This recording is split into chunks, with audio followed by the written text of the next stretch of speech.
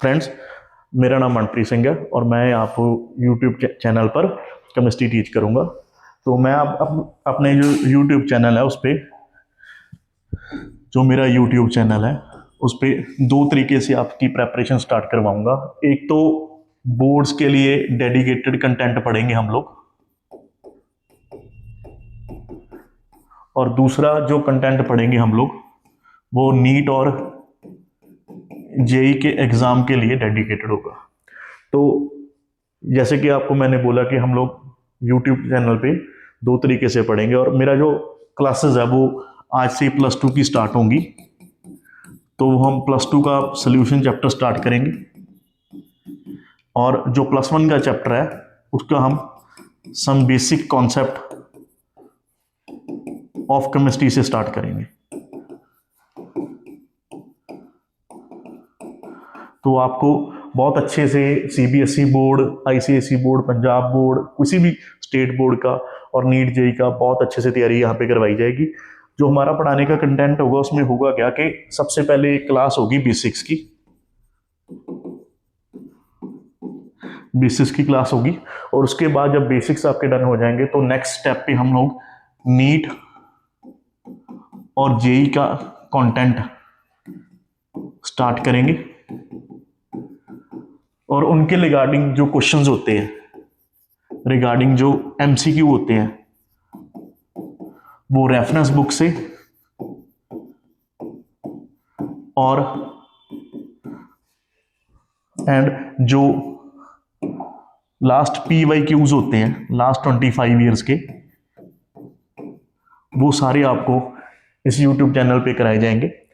सो अभी हम स्टार्ट करते हैं। चैनल की डिटेल्स मैं आपको बाद में देता हूँ। सबसे पहले हम लोग स्टार्ट करते हैं कि +2 का जो चैप्टर है सॉल्यूशन, ये फिजिकल केमिस्ट्री का वन ऑफ द मोस्ट, ये जो चैप्टर है जो ये फिजिकल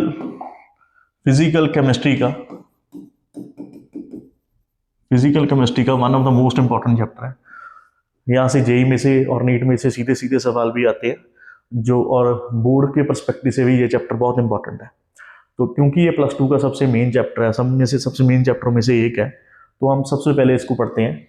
तो सभी को पता है कि सोल्यूशन होता क्या है। It is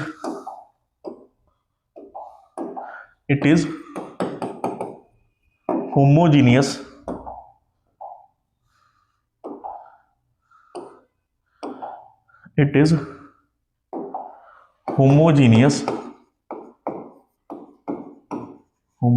mixture of two or more than two components।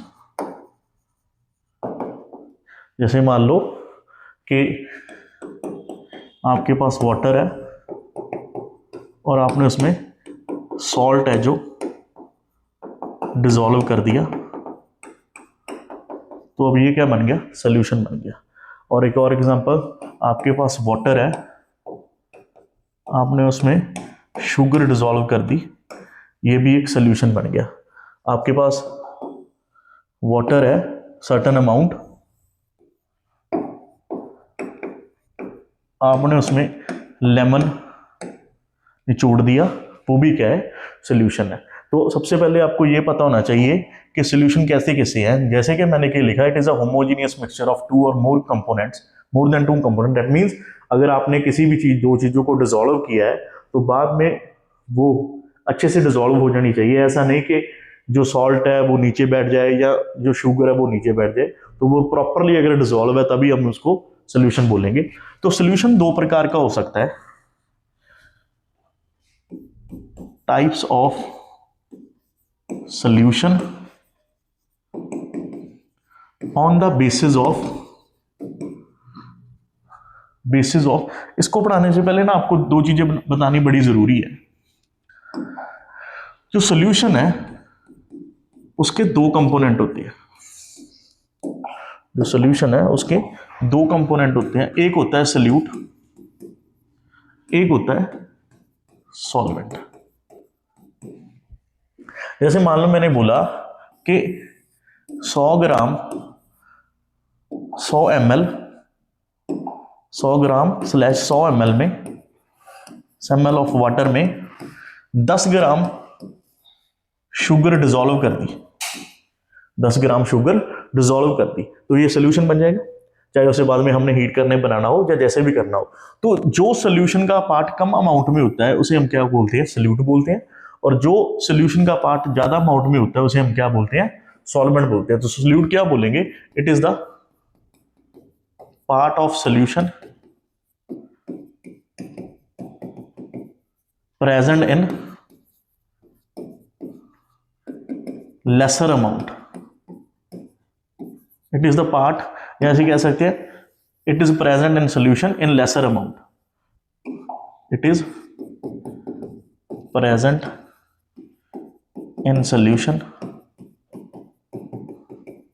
In lesser amount. इसका एक और नाम भी होता है, जो सल्यूट होता है उसका एक और नाम भी होता है, उसे बोलते हैं डिस्पर्स्ड फेस। क्या बोलते हैं उसे, डिस्पर्स्ड फेस।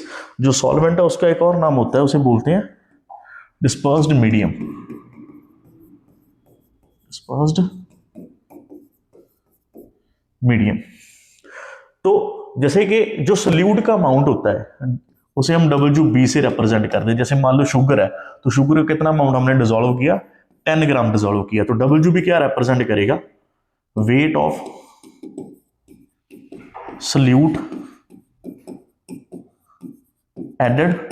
और क्योंकि ये शुगर है तो शुगर का मॉलिक्यूलर मास होता है C12H22O11, तो उसका जो मोलर मास है उसे हम क्या बोलेंगे, MB बोलेंगे। MB किसको रिप्रेजेंट करेगा, मोलर मास ऑफ सल्यूट को रिप्रेजेंट करेगा, किसको करेगा, मोलर मास ऑफ सल्यूट को रिप्रेजेंट करेगा।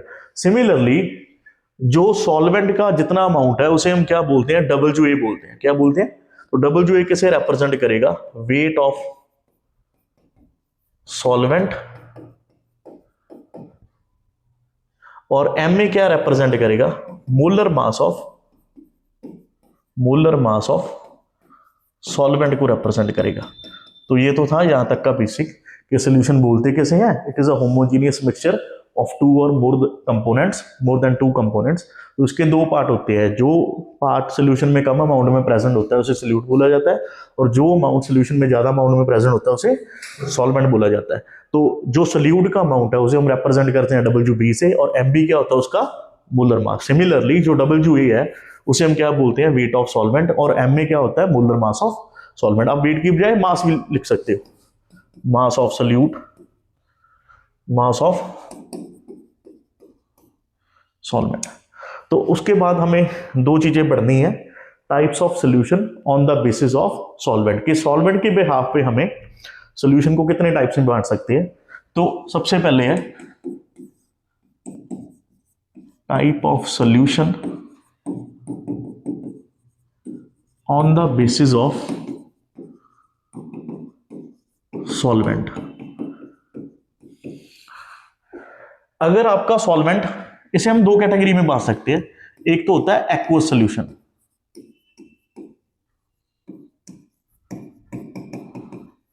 दूसरा होता है नॉन एक्वस सॉल्यूशन।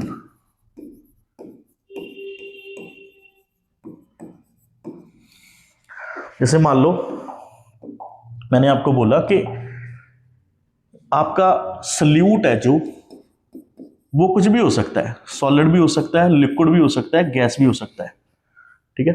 अगर उसका सॉल्वेंट वाटर है, अगर उसका सॉल्वेंट वाटर है तो हम उसे क्या बोलेंगे, एक्वस सॉल्यूशन। क्या बोलेंगे, एक्वस सॉल्यूशन। अगर सल्यूट कोई भी हो, सॉलिड हो, लिक्विड हो और गैसेस कोई भी हो सकता है, अगर उसका सॉल्वेंट वाटर नहीं है, सॉल्वेंट अगर वाटर नहीं है तो उसे हम क्या बोलेंगे, नॉन एक्वस सॉल्यूशन। तो एक्वस सॉल्यूशन क्या है, these are the solutions, these are the solution in which solvent is water irrespective of the nature of solute, कि जो सल्यूट है वो कुछ भी हो, हमें उससे कोई फर्क नहीं पड़ता, जो हमारा सॉल्वेंट है वो वाटर होना चाहिए। और उसके बाद में जो नॉन एक्वस है, इन these are the solution, these are the solutions in which solvent is not water. For example,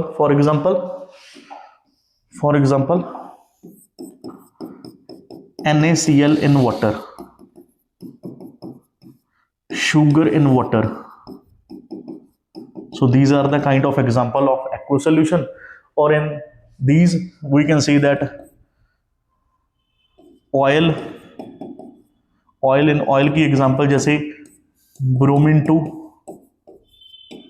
in benzene etcetera. इसके बारे में बाद में बात करेंगे क्योंकि आपको पोलर और नॉन पोलर का बिल्कुल भी नहीं पता। तो यहां तक तो ये था कि सॉल्वेंट के हिसाब से हम उसे कैसे डिफाइन कर सकते हैं। दो तरह का सोल्यूशन होगा, एक्वस सोल्यूशन होगा और नॉन एक्वस सोल्यूशन होगा। अब हम डिफाइन करेंगे सोल्यूशन को,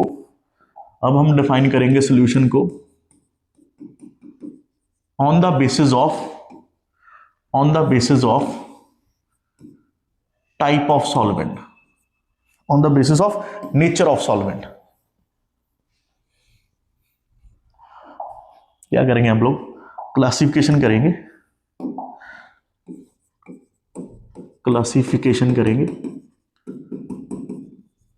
classification of solution on the basis of nature of solvent,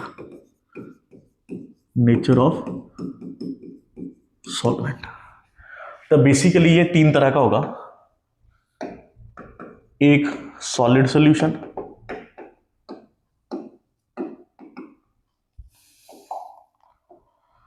दूसरा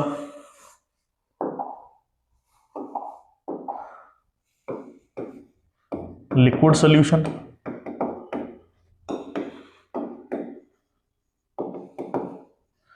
और तीसरा गैसियस सॉल्यूशन।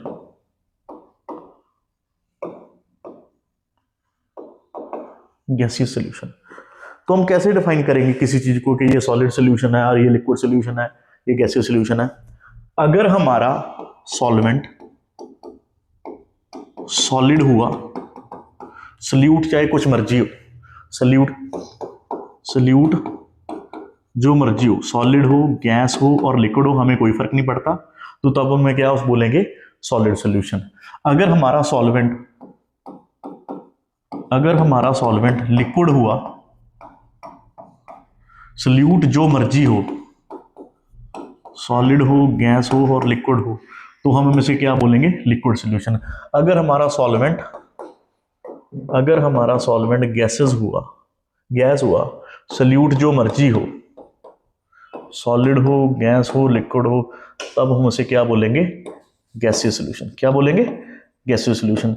जहां तक इस चैप्टर की बात है, जहां तक सॉल्यूशन चैप्टर की बात है, तो हमें इस चीज को अच्छे से पढ़ना होता है, लिक्विड सॉल्यूशन को। हमें इस चीज को अच्छे से पढ़ना होता है, लिक्विड सॉल्यूशन को। यहां तक था classification on the basis of nature of solvent. इसके बाद हम लोगों को दो चीजें और पढ़नी है, classification on the basis of component. जो इसकी डिटेल है ना, इसकी डिटेल जैसे जैसे हम लोग चैप्टर पढ़ते जाएंगे तो तभी मैं इसकी डिटेल आगे करवाता जाऊंगा। ठीक है, सबसे ये जो चीजें होती हैं सॉलिड सॉल्यूशन के बारे में और गैसियस सॉल्यूशन के बारे में, इसके बारे में जो लेक्चर, इसका जो आखिरी लेक्चर होगा चैप्टर का, तब मैं छोटे से एंड में से कि सबको वाइंड अप कर दूंगा। और हम लोग अब पढ़ेंगे classification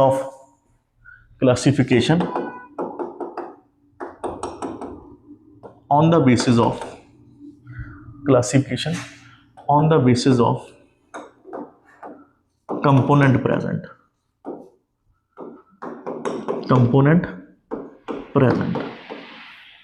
on the basis of component present. सबसे पहले एक होता है बाइनरी सॉल्यूशन, एक होता है टर्शरी सॉल्यूशन,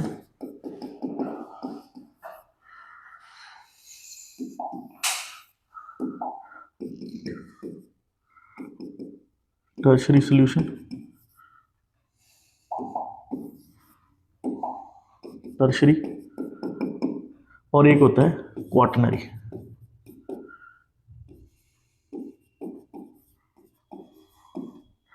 अगर किसी सॉल्यूशन में सिर्फ दो कंपोनेंट है, अगर किसी सॉल्यूशन, इफ सॉल्यूशन कंटेन्स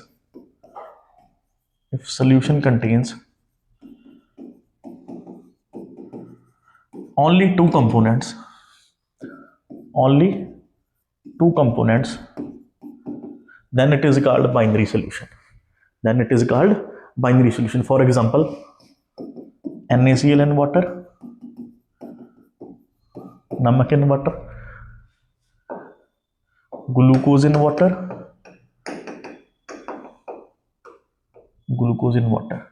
बाद में जो टर्शरी सॉल्यूशन होता है तो उसके क्या होंगे, if solution have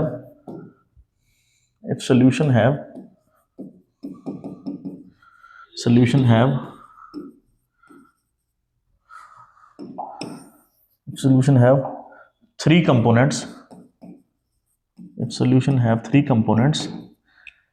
then it is tertiary solution. For example, NaCl, sugar, both dissolve in liquid, water.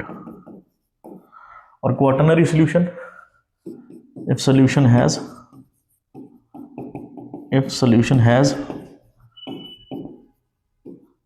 four components, for example, NaCl, lemon, sugar, all dissolve in water. मेरे को लगता है आपको ये सब अच्छे से समझ आ गया होगा कि इसके तीन कंपोनेंट होते हैं, बाइनरी जिसके दो कंपोनेंट हो सॉल्यूशन के, टर्शरी जिसके तीन और क्वाटरनरी उसके चार होते हैं। अब इसके बाद में ना आपको दो चीजें अच्छी सी पता होनी चाहिए। एक तो होते हैं number of moles,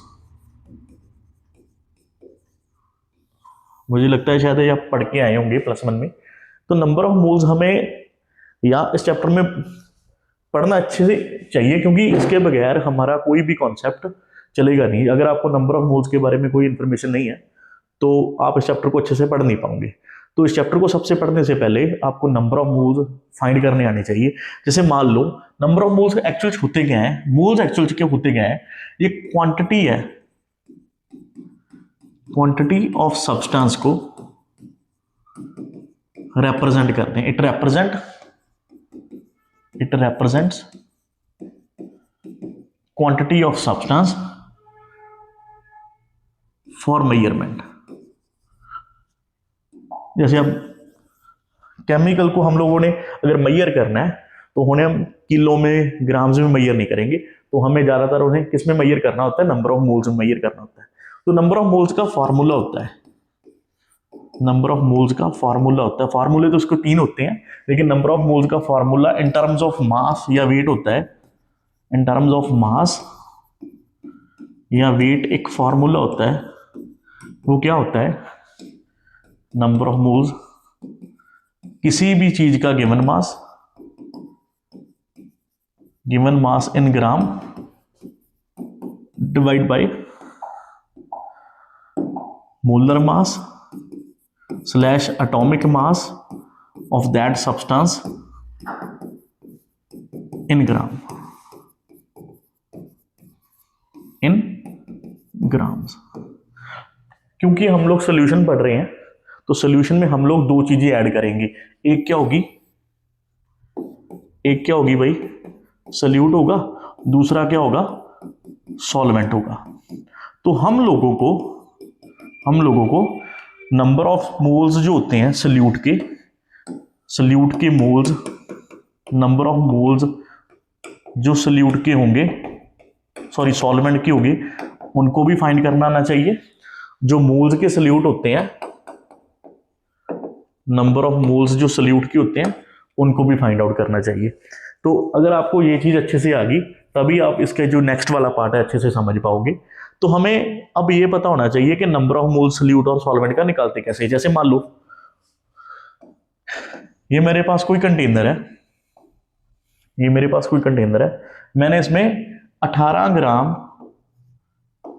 glucose add कर दिया और 200 ग्राम वाटर ऐड कर दिया। मैंने क्या किया, 200 ग्राम में 18 ग्राम ग्लूकोज को ऐड कर दिया। तो देखने में से क्लियर है कि जो ग्लूकोज है, जो मेरा ग्लूकोज है वो यहाँ पे क्या एक्ट कर रहा है, सल्यूट एक्ट कर रहा है, और जो वाटर है वो क्या एक्ट कर रहा है, सॉल्वेंट एक्ट कर रहा है। क्या कर रहा है, सॉल्वेंट एक्ट कर रहा है। अभी मैंने आपको बोला ही है कि जो सल्यूट है उसके मास को WB किसे रिप्रेजेंट करता है, वेट ऑफ सल्यूट को रिप्रेजेंट करता है, weight slash mass of solute को रिप्रेजेंट करता है। तो वो कितना है, 18 ग्राम। कितना है, 18 ग्राम। क्योंकि ग्लूकोज है उसका कोई ना कोई केमिकल फार्मूला तो होगा, उसका फार्मूला होता है C6H12O6। तो उसका जो मोलर मास आया वो कितना आया, 180 ग्राम आया। कितना आया, 180 ग्राम आया। तो मैंने आपको बोला नंबर ऑफ मोल्स सल्यूट के वो कैसे निकालेंगे। जो सल्यूट है ना उसको हम B से रिप्रेजेंट करेंगे, जैसे WB, जैसे MB। तो नंबर ऑफ मोल्स इसे हम कैसे रिप्रेजेंट करेंगे, NB। उसका क्या फार्मूला होगा, WB divide by MB। WB मैंने क्या बोला अभी, WB मैंने बोला given mass in solute, given mass in gram, और MB क्या होगा आपका, molar mass in gram. WB represent करेगा गिवन मास ऑफ सल्यूट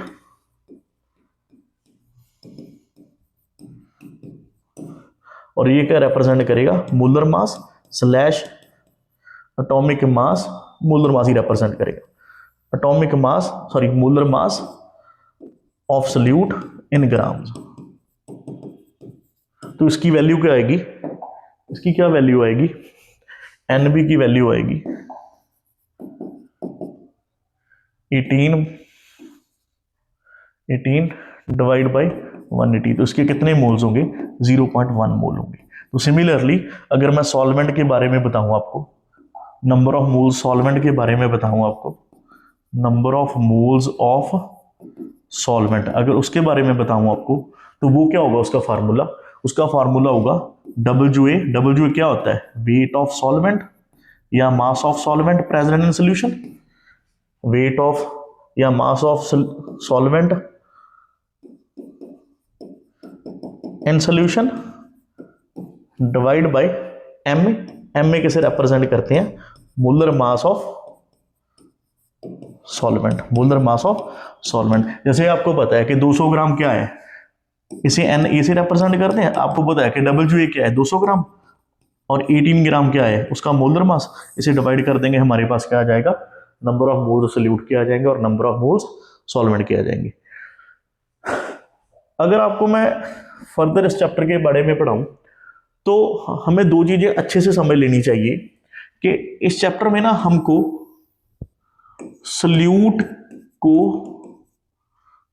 को मेजर करना होता है। इस चैप्टर में हमें सल्यूट के अमाउंट को मेजर करना होता है।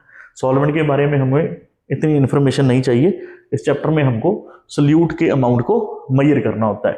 तो जो हमारा सॉल्वेंट है उसकी मेजरमेंट हम इस चैप्टर में नहीं करते।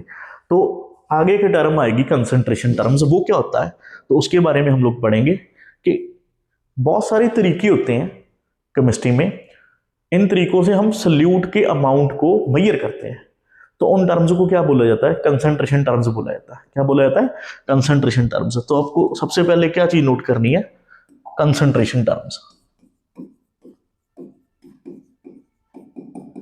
कंसंट्रेशन टर्म्स, तो कंसंट्रेशन टर्म्स क्या होता है कि these are the terms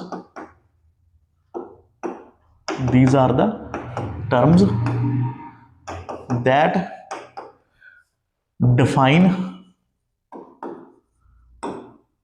the amount of solute in solution, amount of solute in solution। तो हमें सिर्फ सल्यूट के बारे में ही पढ़ना होता है। जब भी आप कंसंट्रेशन टर्म की बात करोगे तो आपको सिर्फ ये चीज ध्यान में रखनी है कि कंसंट्रेशन टर्म से हम सिर्फ सल्यूट का अमाउंट मैयर करना होता है, सॉल्वेंट का अमाउंट हमें किसी भी चैप्टर में मैयर नहीं करना। इस चैप्टर में जैसे कि आपको पता होगा कि जो मेडिसिन होती है उस पर लिखा होता है 2.5 mg, 5 mg, 10 mg। तो ये क्या चीज होती है? ये बेसिकली हमारा जो उसका साल्ट है मेडिसिन का वो होता है। और उसके अलावा जो चीज होती है मेडिसिन में, जैसे मान लो एक गोली है, हो सकता है उसका मास 1 ग्राम हो या 2 ग्राम हो, लेकिन उसमें जो एक्चुअल साल्ट है, जो मेडिसिन है, वो कितनी होती है? या तो 10 mg होगी, 20 mg भी हो सकती है। तो बाकी जो अमाउंट होता है वो क्या होता है? स्टेबलाइजर होता है। क्या होता है? स्टेबलाइजर होता है, जो मेडिसिन को स्टेबिलिटी प्रोवाइड करता है। जैसे मेडिसिन हम बॉडी में टेक करते हैं तो वो स्टेबलाइजर का काम है मेडिसिन को रिलीज कर देना, वो बायो का पार्ट है। तो बेसिकली हम जब इस चैप्टर को पढ़ेंगे, कंसंट्रेशन टर्म्स को पढ़ेंगे, तो हमें सिर्फ ये चीज पता होनी चाहिए कि कंसंट्रेशन टर्म का मतलब ये होता है कि हमें सल्यूट के अमाउंट को मैयर करना है। तो अभी हम बेसिक से पढ़ेंगे कंसंट्रेशन टर्म्स। सबसे पहले जो कंसंट्रेशन टर्म्स आती है वो आती है मोलैरिटी। उसके बाद में पढ़ते हैं हम लोग मोलैलिटी। उसके बाद में पढ़ते हैं मोल फ्रैक्शन। पहले भी पढ़ लेते हैं, कुछ एज इट इज ट्रेंड नहीं होता। नॉर्मेलिटी, परसेंटेज बाय मास,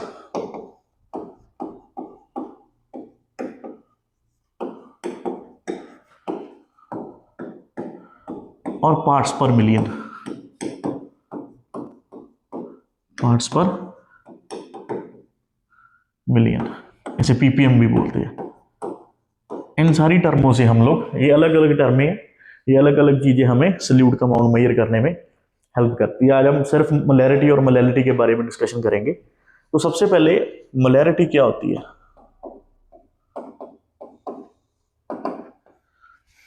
जैसे मान लो आप लोगों ने एक सोल्यूशन तैयार कर लिया, उसकी वॉल्यूम है 1 लीटर, उसकी वॉल्यूम है 1 लीटर।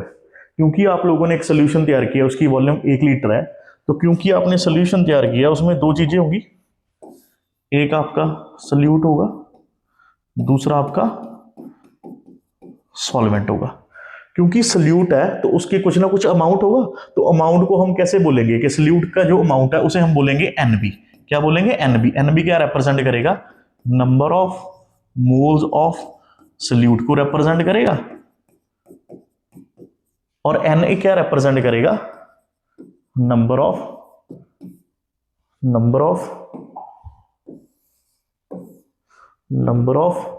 मोल्स ऑफ सॉल्वेंट को रिप्रेजेंट करेगा। ये तो आपको पता ही है कि अगर सल्यूट प्रेजेंट है तो उसके कोई ना कोई मोल्स होंगे, उसे हमने एन भी मान लिया, और जो सॉल्वेंट है उसके भी कोई ना कोई मोल्स होंगे, उसे हमने एन ए मान लिया। अगर मैं बोलूं मोलैरिटी, तो वो क्या चीज है कि 1 लीटर सोल्यूशन में, 1 लीटर सोल्यूशन में सॉल्वेंट का हमें कोई लेना देना नहीं। सल्यूट के कितने मोल प्रेजेंट है, कितने मोल प्रेजेंट है या डिसॉल्व है, उसे हम क्या बोलेंगे? मोलैरिटी बोलेंगे। क्या बोलेंगे? मोलैरिटी बोलेंगे। कि हम लोगों ने 1 लीटर सोल्यूशन तैयार कर लिया और 1 लीटर सोल्यूशन में कोई ना कोई मोल्स सल्यूट के होंगे और कोई ना कोई मोल्स सॉल्वेंट के होंगे। जितने मोल्स सल्यूट के प्रेजेंट है उसको हम क्या बोलेंगे? उसकी मोलैरिटी। क्या बोलेंगे? मोलैरिटी। तो मोलैरिटी क्या है? It is defined as number of moles of solute dissolved और present in 1 litre of solution, dissolved in 1 litre of solution. तो इसका फॉर्मूला क्या होगा मोलैरिटी का? कैपिटल एम से इसे डिनोट किया जाता है। क्या फॉर्मूला होगा? Number of moles of solute divided by volume of solution, volume of solution in litre.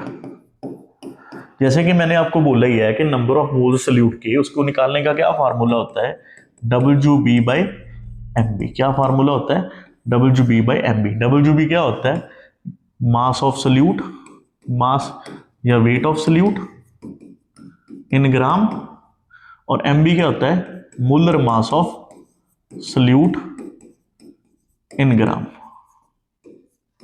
ठीक है, तो NB की वैल्यू WB बाई MB यहां पे पुट कर देंगे, क्या बन जाएगा, WB बाई MB, क्योंकि NB की वैल्यू क्या होती है, WB बाई MB, यहां पे पुट कर दी वॉल्यूम इन लीटर। एक इसका और केस बनेगा, अगर मान लो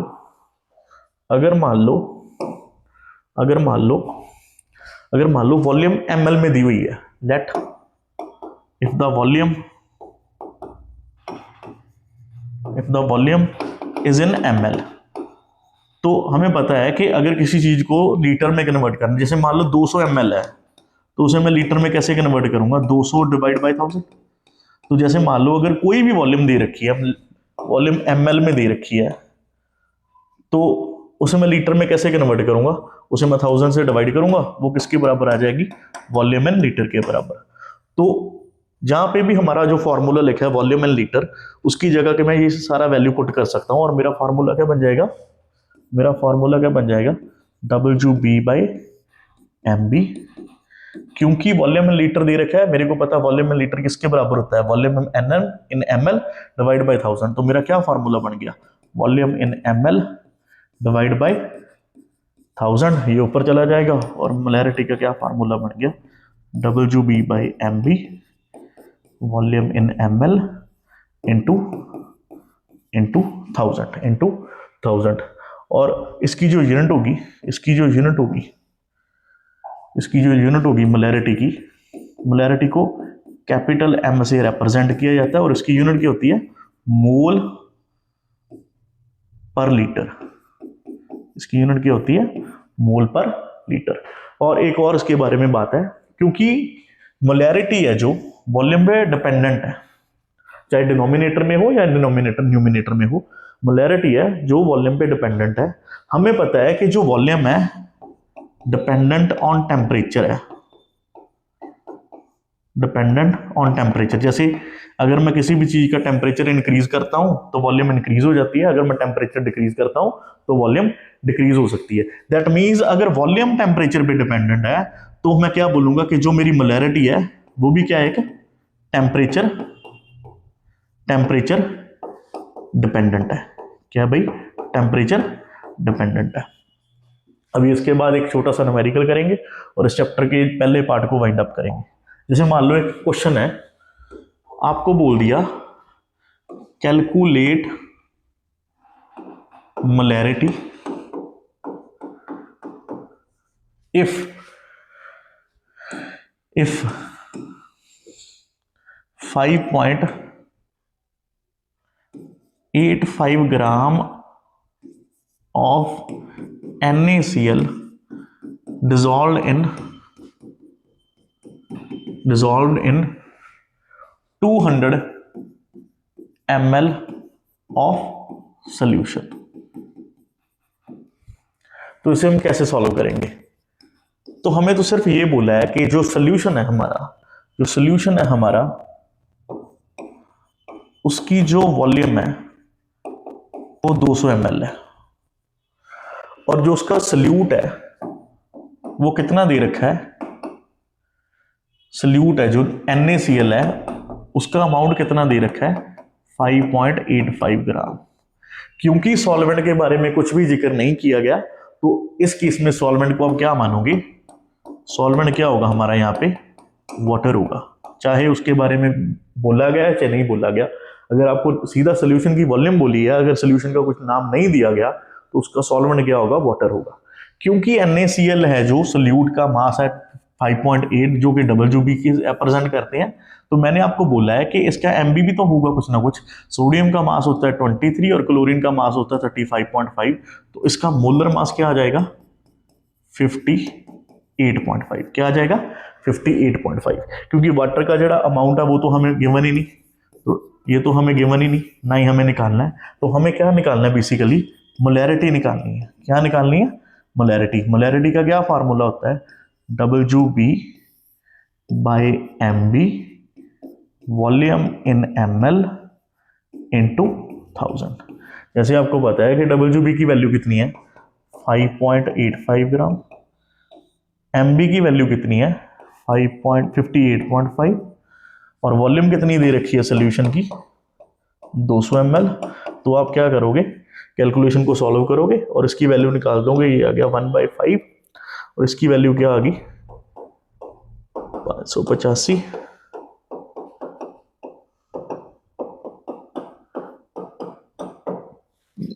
यहाँ से कट जाएगा, यहाँ से ये कट जाएगा, तो वैल्यू आ जाएगी 1/2। कितनी आ जाएगी 1/2 मोल पर लीटर। हो सकता है कैलकुलेशन में कोई गड़बड़ हो, आप देख लीजिएगा। तो कल जो है हम इससे आगे स्टार्ट करेंगे मोलैलिटी को, और जो बाकी सारे जो कंसंट्रेशन टर्म्स रहती हैं उसे हम सॉल्व करेंगे। तो होप आपको ये लेक्चर बढ़िया होगा, और अभी हम खत्म करेंगे।